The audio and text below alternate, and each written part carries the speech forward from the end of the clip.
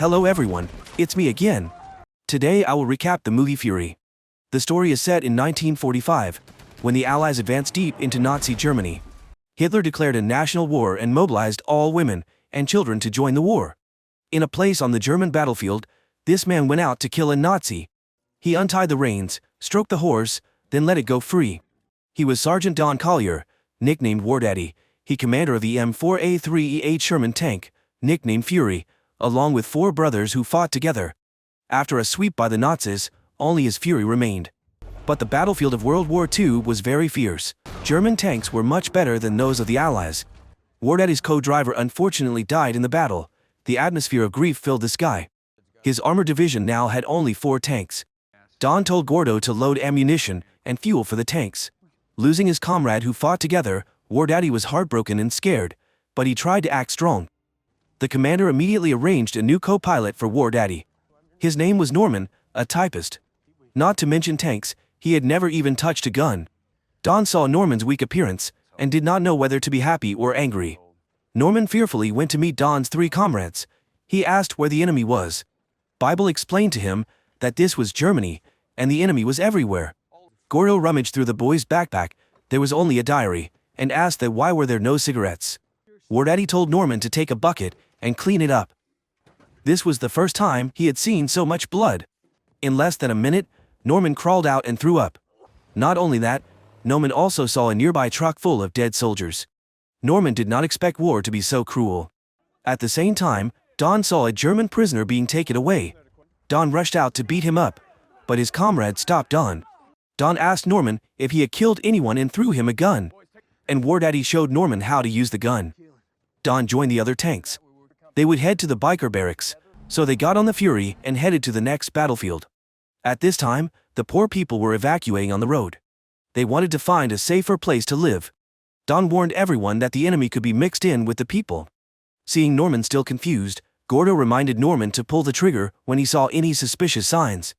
On the way, Norman saw a German girl who was absent-mindedly admiring the beauty. Gordo told him that the girl was willing to sleep with him just for a chocolate bar.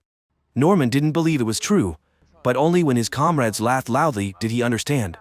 Don wondered if Hitler would pay a chocolate bar to play gay with they. In a flash, the convoy had reached a forest. At this time, Norman discovered the figure of a German soldier in the bush, but he didn't pull the trigger because it was a boy. As a result, the boy burned down the command tank. Don had to personally shoot the boy to death, and the tank in front of them also burned fiercely. The soldiers jumped out in pain. Don rushed out to chase the Germans. After that they were all dead. He angrily returned to blame Norman for killing his comrades. Wardaddy said that he didn't care that the kid was still young. If he didn't shoot him, the kid would shoot they.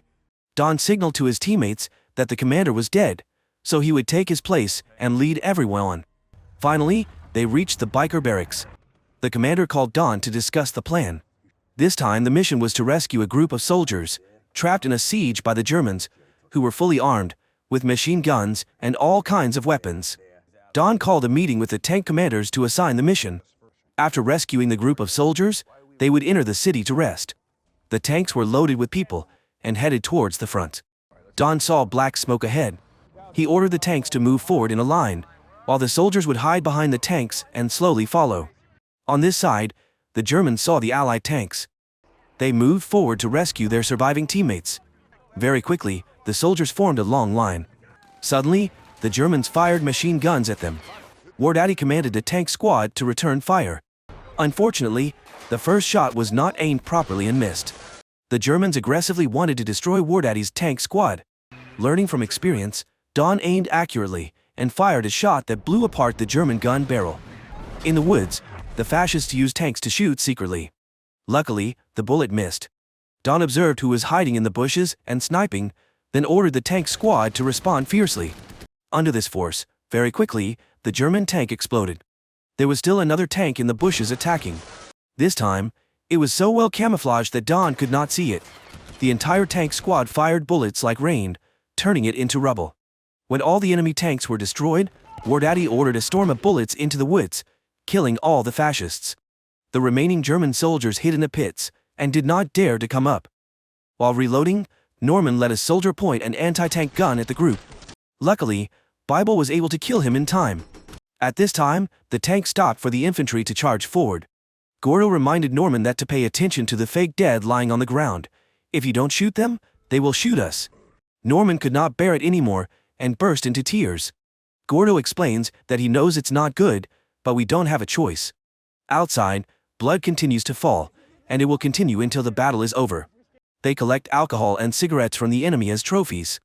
Only Bible believes in God, so he prays for his dying comrades.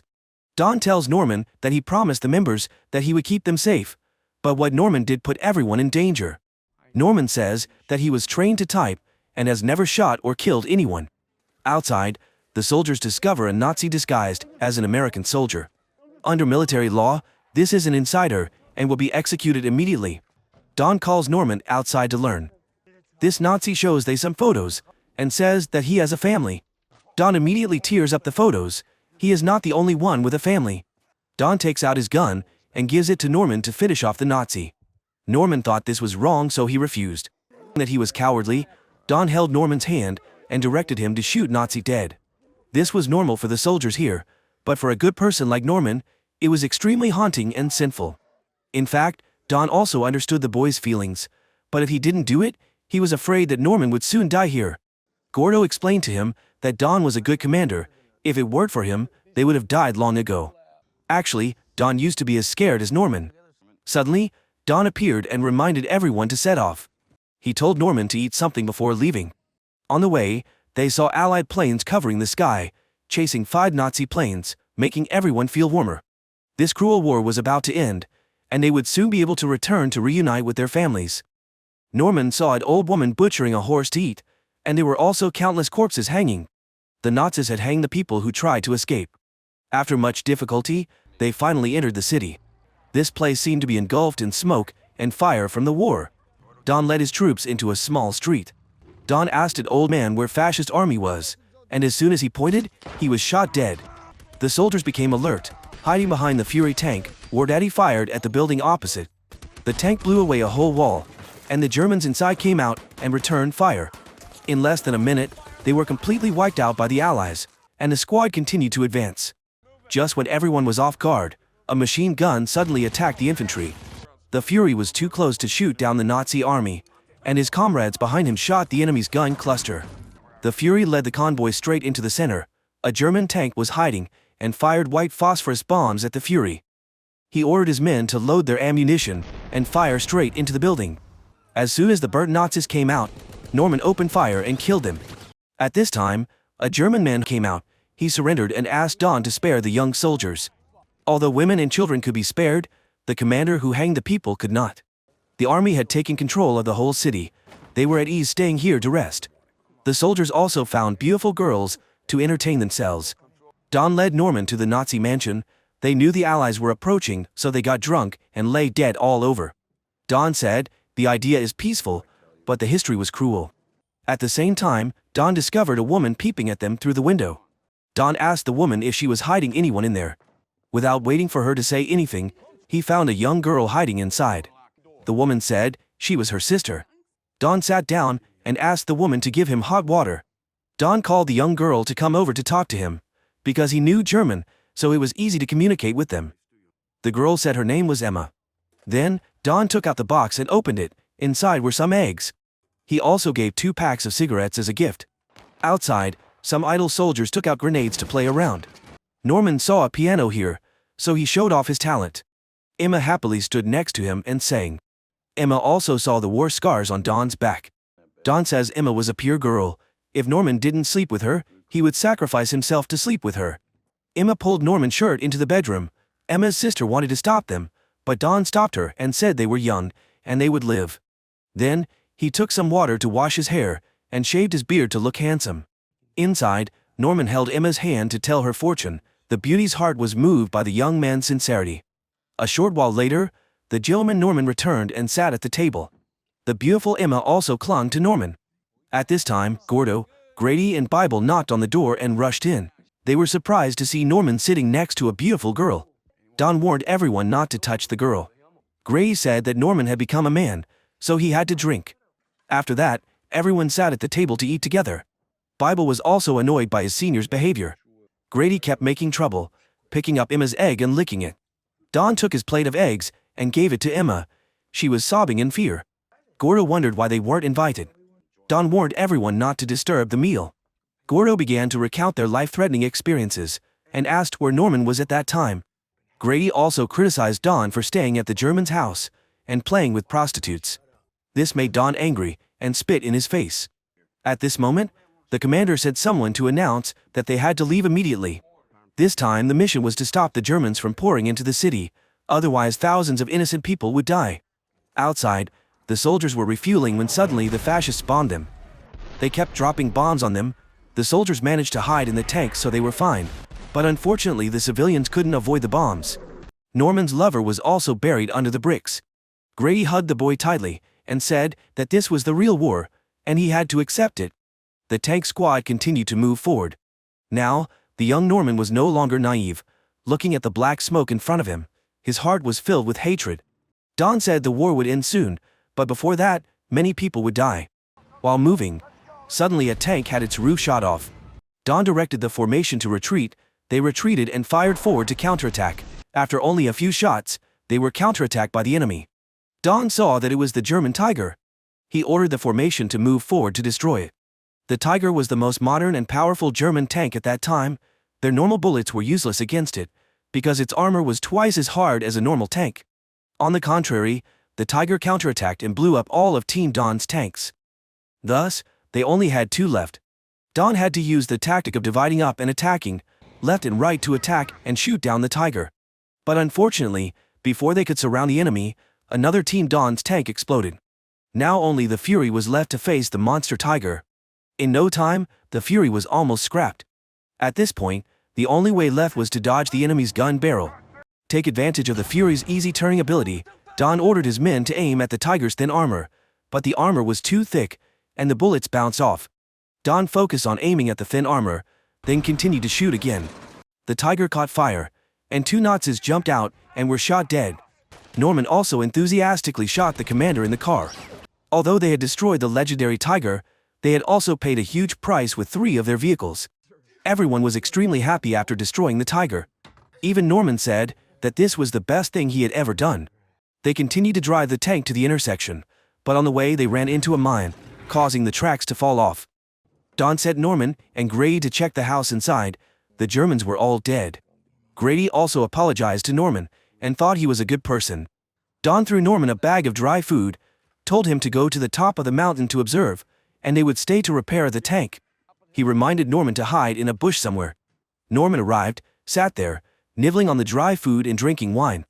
The wind blew gently. He slept until afternoon, and only when he heard the sound of marching did he come out to see. At this time, the German army was extremely large, marching and singing. Norman was scared. Run fast to report. Don asked Norman again to confirm the information. That group members Don's group immediately intended to escape. However, Don did not want to give up the mission, because if the Germans could break through, many innocent people would die. He decided to confront them alone. His teammates saw that Don's decision was too risky, and thought he was crazy. Don said then, "Comrades or brothers, the tank is him home." Norman was touched and said he would follow him. The rest of the team also came to the team leader's side one by one. They asked Don what their next plan was. Don decided to fight the Germans to the last breath. Don's group carried the dead bodies of German soldiers onto the tank, then set it on fire, and disguised it as a broken tank. After that, they got into the tank and waited for them to come. The group checked the ammunition in the tank again, wondering if it was enough to burn a fascist battalion. Don took out a bottle of wine. He was supposed to drink it on the victory day, but maybe this day next year would be his death anniversary. Although they were not born on the same day, they were willing to die on the same day. Each person took turns drinking, so refreshing. Also here, the group nicknamed Norman the Machine. Don said he was proud to fight with his comrades. At the same time, the German battalion appeared. They had no idea that this place was hell for their corpses. As soon as one of them stepped up to open the tank hatch, he was shot several times of bullets and rolled on the ground. Don's group started to fight them to the death, they blowing up the fascist weapons transport vehicle. Fascists panicked, ran in all directions, and were all shot by Norman. Most of the Germans hid in the house. Don's team immediately turned their guns and fired a few lead bullets at the house, causing the whole house to explode. Fascists immediately lay on the ground, attacked the Fury. Bible aimed at them and shoot many bullets. The massacre scene was no different from the Germans' hell. Don stood watching, ordering his men to point their guns at the Germans and not let them escape. However, the Germans still outnumbered Don's group by a large margin. So after a while of shooting, Don's group ran out of ammunition. Don decided to throw a smoke grenade outside to get more bullets. As soon as he opened the lid, they were already aiming to shoot. Don jumped out, holding the ammo belt, and passing it into the tank. His teammates also opened the lid to fire support. The Germans kept sending their soldiers to fight desperately. After getting the ammunition, Don told his brothers to close the lid to fight, while he held the AK to fire support above. Out of bullets, he took the gun and threw it at the enemy's head, and finally took a pistol to shoot the enemy next to him. Another enemy took the opportunity to sneak attack with a shovel, but was also killed by Don with a dagger and thrown out. However, the newly taken ammunition did not last long. The Germans outside immediately brought out anti-tank weapons to counterattack. They took advantage of the smoke to quietly move closer to the tank. Don's team watched for a long time, but still didn't see any. Suddenly, a German jumped out and fired an anti-tank round. Luckily he missed and was shot by Don's team. At this moment, another German arrived and used armor-piercing bullets to hit Grady. Bible painfully hugged his comrade. Outside, the second wave of Germans rushed in. The rain of bullets continuously poured on the Fury. On this side, Norman was madly shooting at the Germans to avenge his comrades, but his ammunition was almost out and needed more. On this side, the Germans gathered their formation to deploy for battle. Then they began to advance to the battle line. Taking advantage of this moment, Don's team crawled out to get ammunition. Suddenly, the Germans brought out machine guns and rained bullets to attack. Don shot them to pieces with a machine gun. The German commander was about to advance when he was killed. If this continued, the Germans would be defeated. Bible jumped out to get more ammunition for Don. The tank ran out of ammunition, so Gordo took out a grenade to fight. However, as soon as he poked his head out, the Germans fired at him, causing the grenade to fall back into the tank. He immediately used his body to protect his comrades. Outside, the German soldier who was still alive attacked Bible. He opened fire and killed him. Norman also jumped out to provide cover fire for his comrades. The Germans threw smoke grenades around the Fury.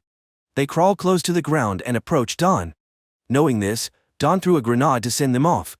The Germans saw that things were not going well and rushed up. When he ran out of ammunition, Don called for Bible to give him more ammunition, but as soon as Bible poked his head out, he was shot dead by the Germans. Too heartbroken, Don lost focus and was shot by the sniper. Don desperately crawled into the tank, and to be shot again. Finally, he got inside safely. Don took out his gun from his pocket and said that he had done his best. The young Norman cried and looked at the captain and said that he was very scared. The Germans outside kept bombarding the tank. Don said that if he surrendered, they would torture and brutally torture him to death. Don advised Norman to escape. At the same time, the Germans opened the door and were shot down by Don. They immediately opened the door and threw grenades inside. Norman also got under the tank, then covered himself with a mud around. The Germans checked that there was no one else and continued to move forward. But at this time, a young German soldier discovered Norman, but he pretended not to see Norman and continued on. Norman was so scared that he fainted. The next morning, he woke up and got into the tank, not wanting to leave the captain in the cold. Norman took off his coat and put it on Don. At this time, there were voices above the tank. Norman picked up the gun to risk his life against the enemy. They were our soldiers, not the enemy. They helped Norman into the ambulance and told him he was a hero. In the ambulance, Norman looked back at the Fury and his dead comrades. This feeling was indescribable. At the end of the film, the scene of the tank and countless dead Nazis signaled that the war was about to end. The Allies would defeat the Nazis. The film ended here.